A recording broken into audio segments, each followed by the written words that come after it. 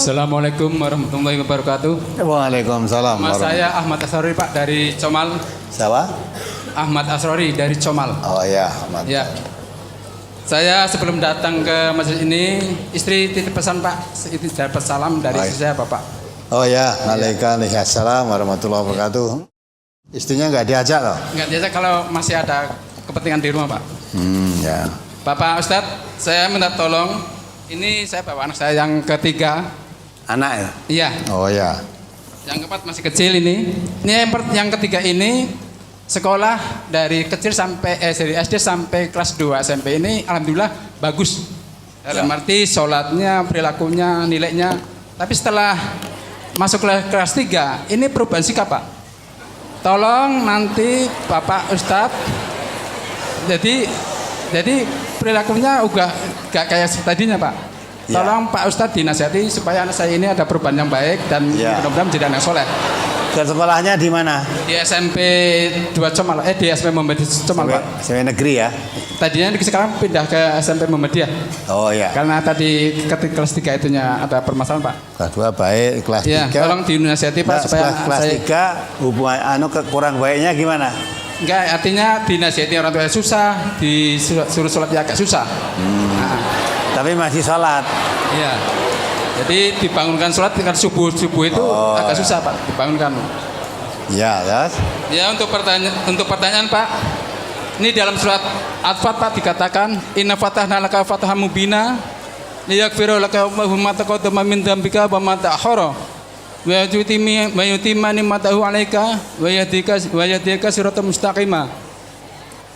Sesungguhnya kami telah memberikan kepadamu kemenangan yang nyata supaya Allah memberi ampunan terhadapmu terhadap dosa-dosa yang telah lalu dan dosa yang akan datang dan menyempurnakan nikmat-Nya atasmu dan memimpinmu kepada jalan yang lurus. Pertanyaan saya Ustadz,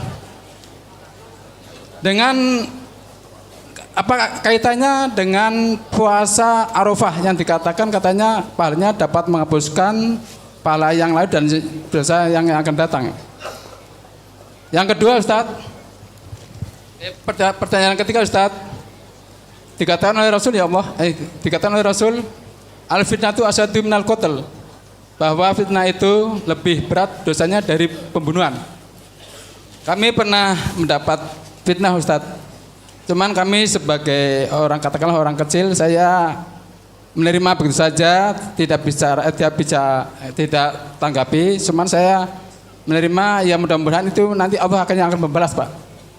Tapi ternyata beberapa bulan kemudian yang memfitnah saya itu katanya mendapatkan musibah yaitu tertipu berapa puluh juta.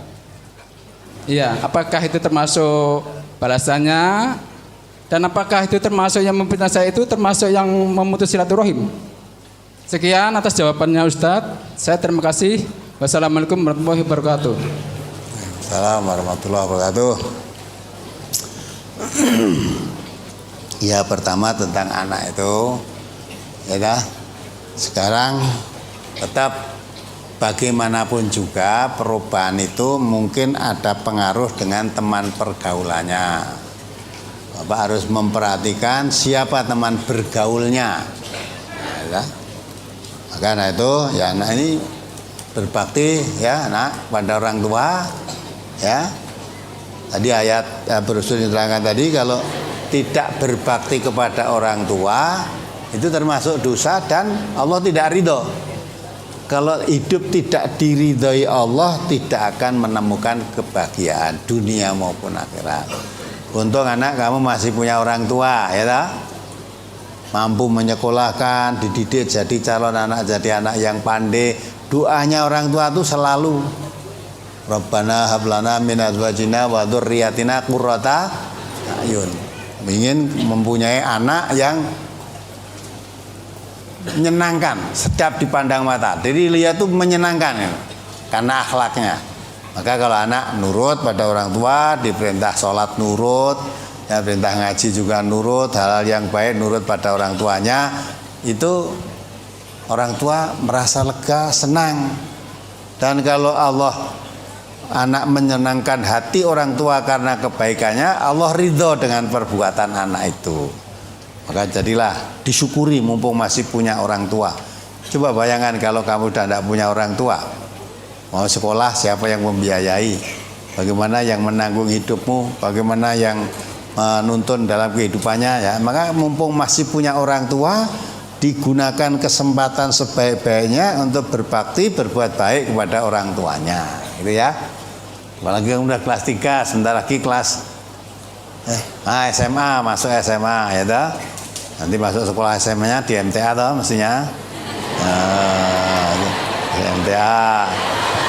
Gitu, biar berkumpul dengan teman-teman yang juga jauh dari bapak ibunya juga, mau masuk asrama. Nah, nanti insya Allah kita akan dapat lingkungan yang sama-sama jauh dengan orang tua, lingkungan yang menuntut ilmu yang sama, dibina dengan Quran dan Sunnah, diharapkan oleh pimpinan Majelis Tahfidz Al-Quran dan guru-guru semuanya mengharapkan jadi anak yang situ keluar jadi anak yang soleh maupun solihah.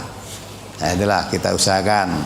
Bapak tidak usah putus asa, itu anak bapak nasihati, baru SMP kelas 3 kan masih jangkanya masih panjang, maka dinasihati terus. Kalau sholat jangan hanya disuruh tapi diajak, mari kita sholat bareng, lagi itu sholat. Aja ndang sholat bapaknya sendiri orang ndang sholat. Sholat bareng, jamaah, ke dekat masjid, sholat jamaah di masjid. Tiap hari kalau diambil itu insya Allah nanti menjadi kebiasaan yang baik, nanti akan mapan sendiri. Itu tentang anaknya. Kemudian tentang surat Al-Fatih, ya, apa yang ditanyakan? Coba dibaca dulu, Al-Fatihnya dibaca.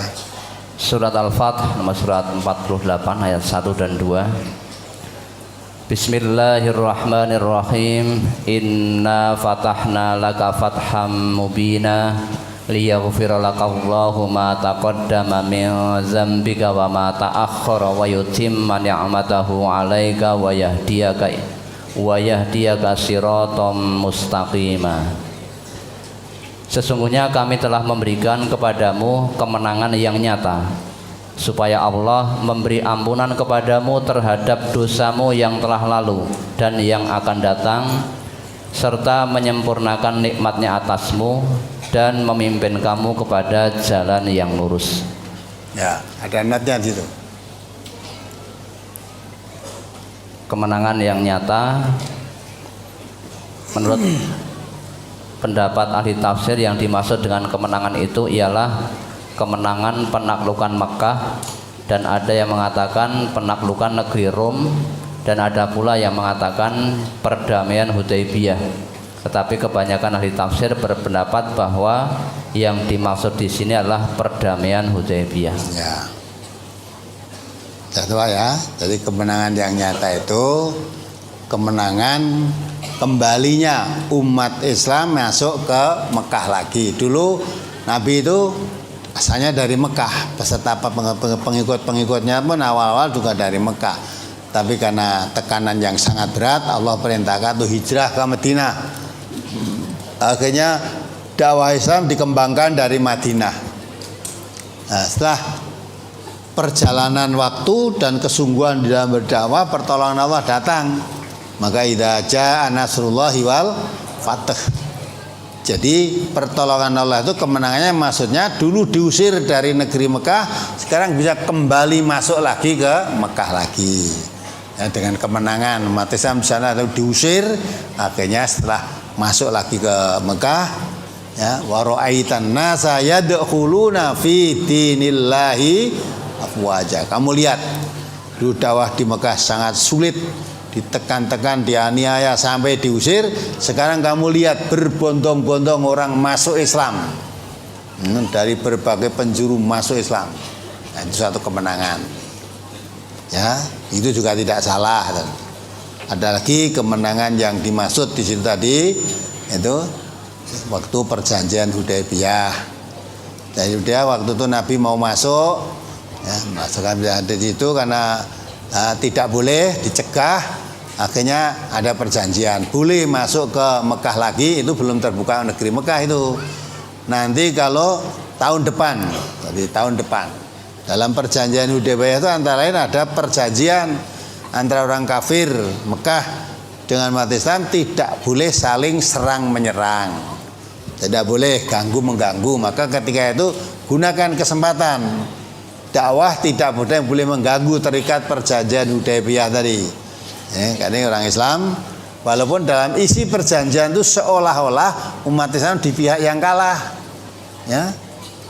Karena kalau ada orang kafir mau masuk Islam menyusul ke Madinah supaya ditolak. Tapi kalau ada orang yang sudah masuk Islam ikut Nabi Hijrah di Madinah mau kembali kafir lagi ke Mekah supaya dibolehkan. Ya. Itu kan berat sebelah kan. Kalau ada orang kafir masuk Islam supaya ditolak, kalau ada orang Islam mau kembali kafir supaya dibolehkan. Ini kan tidak adil, kita kalah kan. Tapi tidak serang menyerang selama 10 tahun. Ya. Nah itu semua dimanfaatkan oleh Nabi selama 10 tahun tidak ada menyerang, maka dakwah. Nah, kalau ada orang kafir mau masuk Islam kok ditolak? Ya, karena giroh Islamnya kuat mau masuk Islam tidak boleh, akhirnya dia sampai di Madinah dikembalikan, tidak boleh karena Nabi tidak mau mengingkari perjanjian. Tapi orang itu juga tidak kembali ke Mekah karena tidak suka mau masuk Islam kok ditolak. Akhirnya yang menolak bangsanya sendiri kan, ya dia berhenti di suatu tempat, tidak kembali ke Mekah. Nanti ada orang Islam masuk lagi, kembalikan lagi oleh Nabi, pulangnya tidak ke Mekah, ngumpul dengan orang itu tadi, dengan rombongan-rombongan yang ditolak tadi. Nah setelah banyak di situ, mengadakan perlawanan terhadap bangsanya sendiri. Nah itulah kemenangan umat Islam. Maka dari 3 itu sama-sama suatu kemenangan. Nah itulah. Jadi jangan putus asa suatu kemenangan yang diberikan oleh Allah. Nah itu hubungannya dengan ditanyakan Arafah, puasa Arafah. Ya puasa Arafah tidak ada hubungannya dengan itu tadi. Yang ayat 2 ini. Jadi Allah memberikan ampunan kepadamu terhadap dosamu yang telah lalu dan yang akan datang. La fadilah puasa Arafah diantaranya yukafiru sanataini madiyatan wa mustaqbalatan. Iya. Itu kan nilai puasa Arafah itu nilainya besar, ya. Maka bagi orang yang tidak melaksanakan ibadah haji, tidak sedang wukuf di Arafah, disunahkan berpuasa. Lah orang yang sedang wukuf di Arafah malah tidak boleh berpuasa. Nah, tidak boleh berpuasa. Lah orang yang tidak melaksanakan ibadah haji disunahkan berpuasa. Diterangkan oleh Nabi puasa Arafah itu nilainya besar, maka dengan maksud karena nilainya besar itu jangan sampai ditinggalkan. Puasa Arafah itu 1 tahun hanya sekali. Itu pun harus di waktu para jamaah haji sedang wukuf di Arafah. Kalau sedang jamaah haji wukuf di Arafah tidak puasa, tidak boleh diganti di hari lain. Atau untuk puasa di hari lain tidak sebesar pahalanya seperti itu. Maksudnya tekanannya supaya yang tidak haji itu melaksanakan ibadah puasa sunnah, ya disebut puasa Arafah tadi, ya 1 hari ketika para jamaah haji wukuf kita puasa. Nah itu keterangannya. Sudah ya? Sudah habis waktu? Yang ketiga tadi masalah difitnah tadi Ustaz. Oh ya. Kalau difitnah memang betul. Nabi katakan al-fitnatu akbaru minal qatl atau al-fitnatu asyaddu minal qatl. Itu memang betul. Artinya fitnah itu bahayanya lebih besar daripada pembunuhan. Kalau pembunuhan orang membunuh satu yang dibunuh, tapi kalau orang menyebar fitnah bisa beruntun itu nanti. Beruntun. Ya, akibatnya bisa beruntun. Maka dari itu orang-orang Islam supaya jangan berlaku fitnah, dosanya lebih besar. Jadi fitnah itu ya, dosanya lebih besar dari pembunuhan. Pembunuhan itu aja sudah termasuk minal kabair, termasuk dosa besar, apalagi memfitnah lebih besar lagi dosanya. Yang penting kita hindarilah, jangan suka menyebar fitnah. Tapi ada nabi-nabi orang Islam itu sukalah menyebar keselamatan. jangan suka menyebar fitnah.